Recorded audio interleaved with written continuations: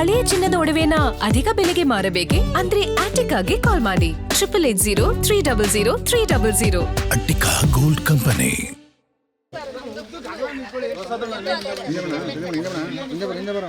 ಇನ್ನೂ ಸ್ವಲ್ಪ ಎಲ್ಲ ನಮ್ಮ ಓಕೆ ಸರ್.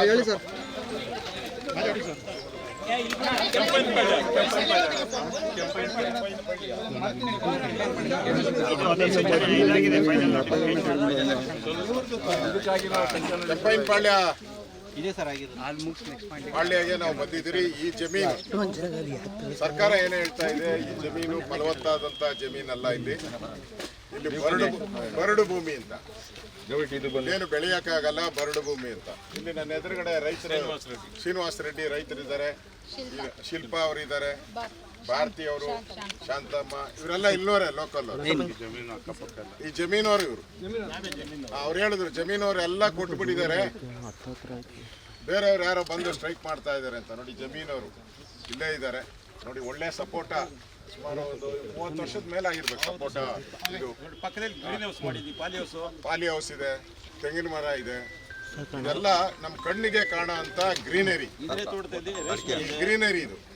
ಈ ಗ್ರೀನರಿಯನ್ನ ಇವತ್ತು ಸರ್ಕಾರ, ಅದರಲ್ಲೂ DK ಶಿವಕುಮಾರ್ ಅವರು, ಅವರ ಕಾಂಗ್ರೆಸ್ ಸರ್ಕಾರ ಬಲವಂತವಾಗಿ ಜಮೀನು ಕೀಳ್ತಾ ಇರೋ ಬಗ್ಗೆ ನಮ್ಮ ರಾಜ್ಯದ ಅಧ್ಯಕ್ಷರು, ನಮ್ಮ ವಿರೋಧ ಪಕ್ಷ ನಾಯಕ ನಾರಾಯಣ ಸ್ವಾಮಿ ಅವರು, ನಮ್ಮ ಡಾಕ್ಟರು, ನಮ್ಮ ಲೋಕಸಭಾ ಸದಸ್ಯರು ಮಂಜುನಾಥ್ ಅವರು, ನಮ್ಮ ರವಿಕುಮಾರ್ ಅವರು, ಅವೆಲ್ಲ ಪೂರ್ತಿ ಟೀಮ್ ಬಂದಿರೋವಂಥದ್ದು. ಇಲ್ಲಿ ಆಗ್ತಾ ಇರುವಂತ ಅನ್ಯಾಯವನ್ನ ಪ್ರಪಂಚಕ್ಕೆ ತಿಳಿಸುವಂತ ಕೆಲಸವನ್ನ ಮಾಡ್ತಾ ಇದ್ದೀವಿ. ರಾಜ್ಯದ ಜನತೆ ಗೊತ್ತಾಗಿದೆ. ಯಾಕಂದ್ರೆ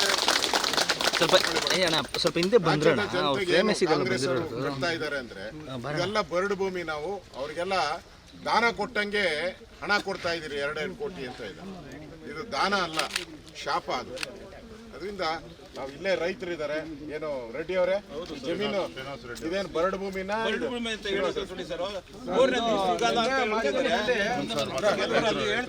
ಬೋರ್ನಲ್ಲಿ ನೀರು ಸಿಗಲ್ಲ ಅಂತ. ಬರೀ 150 ಅಡಿಗೆ ನಮ್ಮ ಎಲ್ಲಾನ ಕಣ್ಣು ಮುಚ್ಕೊಂಡು ಹಾಕಿ ಸರ್ ನೀರು ಬರ್ತದೆ ಸರ್. ಈಗ ನಮ್ಮ ಬೋರ್ಗಳು ಓಡ್ತಾ ಇರೋದು 140 ಅಡಿಗೆ ನೀರು ಸಿಗಿದೆ, ನೀರೇ ಸಿಗಲ್ಲ. ಎಲ್ಲ ನೀವು ಅವ್ರು ಕಾಣ್ತದೆ, ಅವ್ರು ಮಾತಾಡ್ಬೇಕು ಅಂದ್ರೆ ಅಲ್ಲಿ ನಿಲ್ಸ್ಕೋಬೇಕು. ನೀನು ತಿರ್ಗಿ ನಮ್ಮ ಕೈ ತೋರಿಸಿ ಮಾತಾಡ್ಬೇಡಿ. ಬೇಡ ಅನ್ನೋರು ಆ ಥರ ಮಾತಾಡ್ತಾರೆ. ಇಲ್ಲೆಲ್ಲ ನೀವೇ ನೋಡಿ ಸರ್, ಕಣ್ಣಲ್ಲಿ ನೋಡಿ ಏನು ನಮ್ಮ ಏನ್ ಹೇಳ್ತೇಮ್ಮ ನೀನು? ಈಗ ಜಮೀನು ಏನನ್ನ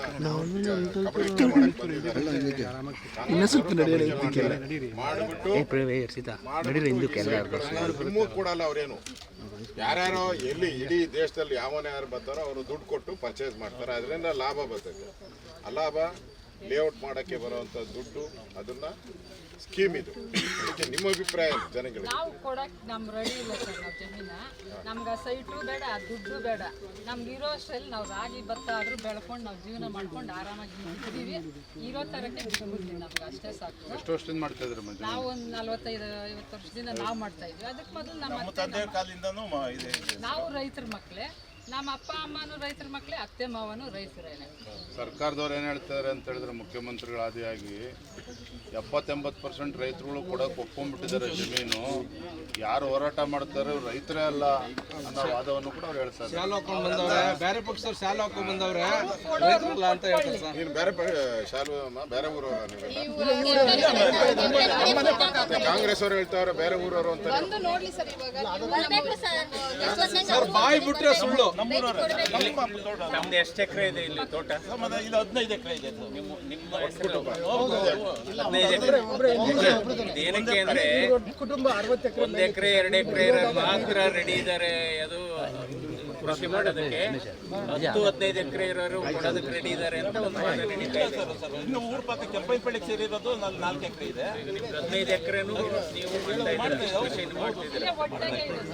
ಒಳ್ಳೆ ಪ್ಲಾಟ್. ಇಲ್ಲಿ ನೀವು ಮುಂದಕ್ಕೆ ಹೋದ್ರೆ ಅಡಿಕೆ ಇದೆ, ರೇಷ್ಮೆ ಇದೆ. ಇಲ್ಲಿ ಸ್ವಲ್ಪ ಮುಂದೆ ನಿಮ್ಮ ಅಕ್ಕಪಕ್ಕದ ಜಮೀನವರ ಅಭಿಪ್ರಾಯ ಎಲ್ಲ ಬೇಡ, ಅಕ್ವೈರ್ ಆಗೋದು ಬೇಡ. ಇದು ಬರಡು ಭೂಮಿ ಎಲ್ಲ, ಇದು ನೀರಾವರಿ ಭೂಮಿನೇ. ಬರಡು ಭೂಮಿ ಅಂತ ಜನಗಳು ಕಾಣಿಸ್ತಾ ಇಲ್ವಾ? ಎಲ್ಲೋ ನಿಂತ್ಕೊಂಡು ಬರಡು ಭೂಮಿ, ಕೊಚ್ಚೆ ನೀರು. ಅದೇ ಕೊಚ್ಚೆ ನೀರಿಂದ ಎಷ್ಟೋ ಜನ ಬದುಕ್ತಾ ಇದ್ದಾರೆ. ನಮ್ಗೆ ಯಾವುದೇ ರೀತಿ ಯಾವ ಕ್ಯಾನ್ಸರು ಆ ಥರ ಏನು ಬಂದಿಲ್ಲ. ಸುಮ್ಮನೆ ಸುದ್ದಿಗಳನ್ನೆಲ್ಲ ಹಬ್ಬಿಸ್ತಾ ಇದ್ದಾರೆ. ನಾವು ಸುಮಾರು 20-30 ವರ್ಷದಿಂದ ಹಸು ಸಾಗಾಣಿಕೆ ಎಲ್ಲ ಮಾಡ್ತಾ ಇದ್ದೀವಿ. ನಾವು ಅದರಿಂದ ತಿಂತಾ ಇದ್ದೀವಿ. ನಾವು ಭೂಮಿ ತಾಯಿನ ಯಾವತ್ತೂ ಬಿಟ್ಕೊಡಕ್ ನಾವು ರೆಡಿ ಇಲ್ಲ ಸರ್. ನಮ್ಮ ಭೂಮಿ ನಮ್ಗೆ ಬೇಕು ಸರ್. ದಯವಿಟ್ಟು ನಾವು ಕೇಳ್ಕೊತಾ ಇದೀವಿ, ನಮ್ಮ ಭೂಮಿ ನಮ್ಗೆ ಕೊಡಿಸ್ಕೊಡಿ. ನಿಮ್ದು ಎಷ್ಟು ಎಕರೆ ಇದೆ? ನಮ್ದು 5 ಎಕರೆ ಇದೆ ಸರ್. ಈಗ ಸರ್ಕಾರ ಬಲವಂತವಾಗಿ ಏನನ ಬಂದು JCB ತರ್ತೀನಿ, ಪೊಲೀಸವ್ರು ತರ್ತೀರಿ, ನಾಟಿ ರೈತರು ತರ್ತೀನಿ ಒಪ್ಪಿಗೆ ಇದ್ರೆ ಅಂದ್ರೆ ಏನ್ ಮಾಡ್ತೀರಾ?